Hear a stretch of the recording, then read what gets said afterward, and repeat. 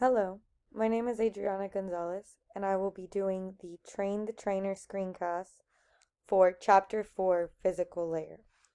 This is for TPS 5510 with Dr. Musa Yash. To begin, the OSI stands for Open Systems Interconnection Model. This is the lowest layer in the PSI model, in the OSI model, and it is used for transmitting data in its basic form, bit level. The transmission medium can either be wired or wireless. Furthermore, the physical layer components in a wired model include cables and connectors that are implemented for carrying data from one place to another. Data is transmitted in the form of electromagnetic signals, which translates to a stream of bits. You can see that here. A great real-world example of all of this would be that in the past years, we've noticed that there has been a rapid growth in wireless data transmission. Now, this can be due to the availability that we have now to internet, Wi-Fi, and Bluetooth communications. Now that has become a really big norm for us in society, you've seen a bigger growth in wireless data transmissions. So as technology evolves, so will wireless data transmissions continuously.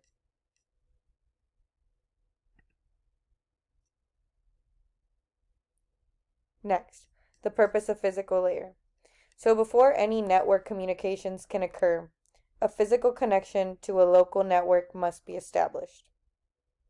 A physical connection can be a wired connection using a cable or a wireless connection using radio waves. Network interface cards, or NICs, connect a device to the network.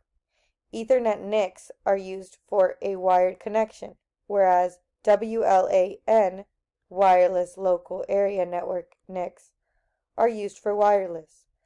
The OSI physical layer provides the means to transport the bits that make up a data link layer frame across the network media.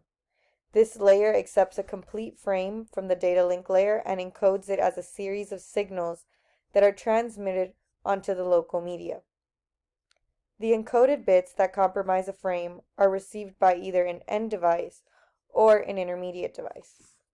Here you can see the Ethernet NIC, and here you can see the wireless local area network. Next, in our physical layer components. So breaking it down, you could see the network interface card here, the connectors here, and the cables here, or the various types, at least. The network interface card is a component installed in a computer in order to connect it to any available network, right here. Connectors and interfaces are used to connect cables from one source to another.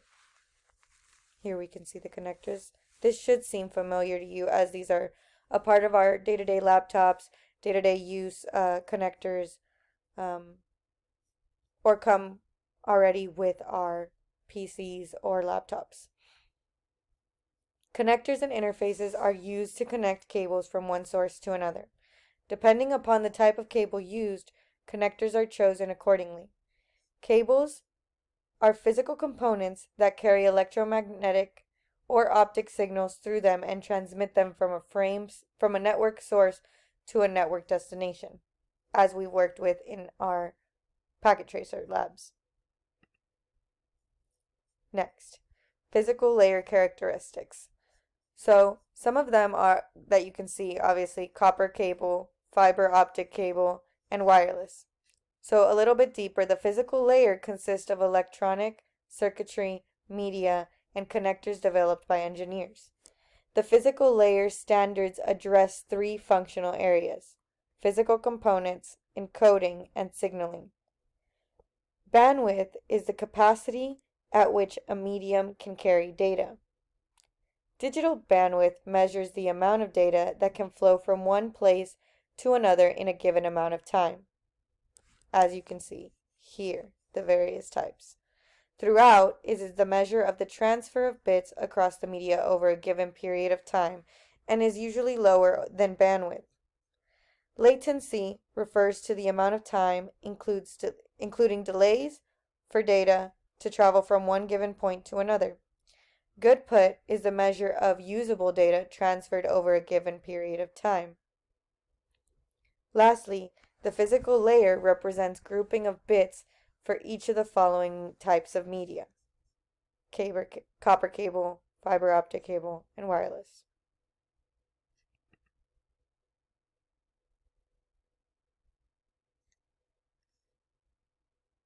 So moving on deeper into our physical layer characteristics, starting with copper cable. Here you can see the various types of copper cable, which I will explain right now. Networks use copper media because it is inexpensive, easy to install, and has low resistance to electrical current. However, copper media is limited by distance and signal interference. The timing and voltage values of the electrical pulses are also susceptible to interference from two sources. This would be EMI and crosstalk. Now, there are three types of copper cabling. These are UTP, unshielded twist pair cable. You could see this right here. The shielded twist pair STP cable. You could see this here. And the coaxial cable right here. The UTP has an outer jacket to protect the copper wires from physical damage. Twisted pairs to protect the signal from interference, and color-coded plastic insulation that electrically isolates wires from each other and identifies each pair. You can see that here, the individual ones, and the protector here. The STP cable uses 4 pairs of wires, each wrapped in a foil shield, which are then wrapped in an overall metallic braid or foil. You can see that here. The coaxial cable, or coax for short, gets its name from the fact that there are 2 conductors that share the same axis. Coax is used to attach antennas to wireless devices. Here you can see that. 2 types. Cable internet providers use coax inside their customers' premises. For example,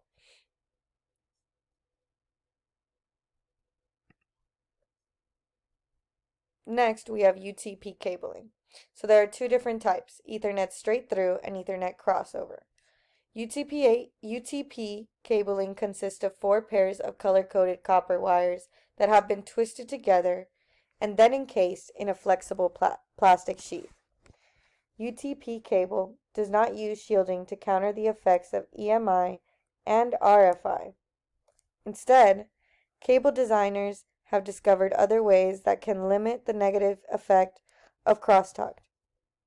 This can be done through cancellation and varying the number of twists per wire pair. UTP cabling conforms to the standards established jointly by the TIA and the EIA. The electrical characteristics of copper cabling are defined by the Institute of Electrical and Electronic Engineers.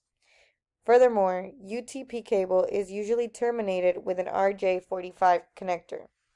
The main cable types that are obtained by using specific wiring conventions are Ethernet straight through, here, and Ethernet crossover.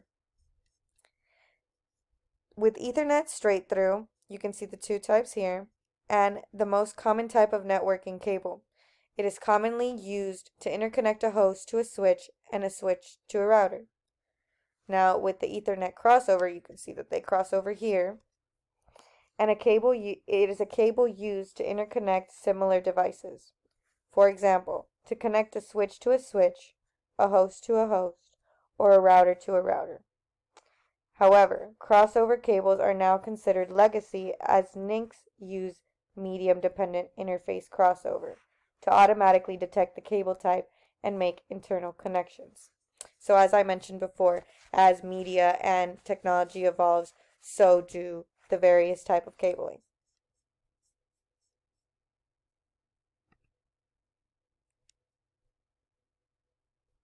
Okay, lastly, fiber optic cabling. So there are two types as portrayed here, the single mode fiber and the multi-mode fiber. Optic fiber cables transmit data over long distances and at higher bandwidths than any other networking media. Fiber optic cables can transmit signals with less attenuation than copper wire, and it is completely immune to EMI and RFI. Optical fiber is a flexible but extremely thin transparent strand of very pure glass. This is not much bigger than a strand of human hair, for example. Bits are then encoded on the fiber and as light impulses. Fiber optic cabling is now being used in 4 types of industry. Predominantly, you'll see this in enterprise networks, FTTH, long-haul networks, and submarine cable networks. There are 4 types of fiber optic connectors: ST, SC, LC, and duplex multi-mode LC. Fiber optic patch cords include SC-SC multi-mode, LC-LC single mode, and ST-LC multi-mode, and lastly, SC-ST single mode. In most enterprise environments, optical fiber is primarily used as backbone cabling for high traffic point-to-point connections between various data distribution facilities and for the interconnection of buildings in a multi-building campuses, for example, universities.